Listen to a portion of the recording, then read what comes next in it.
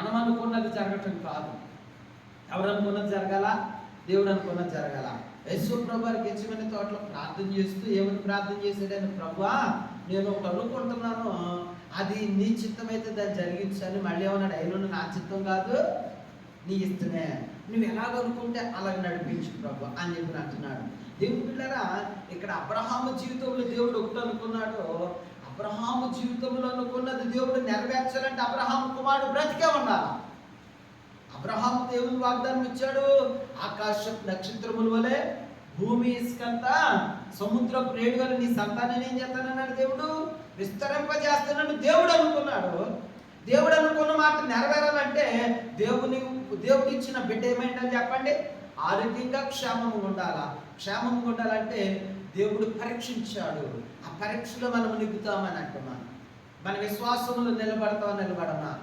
దేవుని బిడ్డలారా, దేవుని వైపు చూస్తామా, మనుషుల వైపు చూస్తామా?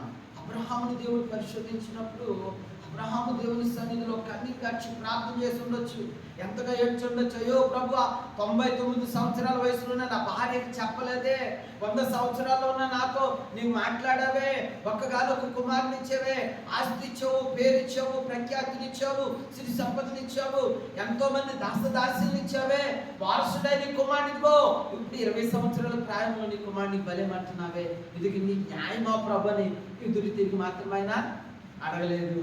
నీ చిత్తమే సిద్ధించును గాక. ఎవరి చిత్తమో? దేవుని చిత్తం. మనం కూడా ప్రార్థన చేయాలి, నా పట్ల నీ చిత్తము జరగాలి ప్రభా, నా పట్ల నీ ఉద్దేశం జరగాలి ప్రభా, నా పట్ల మీ ఆలోచన నెరవేరాలి ప్రభా, నా పట్ల మీరు ఏమనుకున్నారో అదే చేయండి. అది మేలే కానీ కీడు మాత్రమా? ప్రభు నందు దేవుని బిడ్డలారా, మన పట్ల దేవుడు మేలు చేయాలని ఆలోచన ఉన్నాడు. ఇర్మియా గ్రంథములు అంటాడు కదా, 22వ అధ్యాయంలో ఏమంటాడంటే, నేను మిమ్మల్ని గుర్చిన ఆలోచనలు అవి చాలా ఆశీర్వాదకరమైనవి, రాబో కాలంలో బహు మేలుకరమైనవి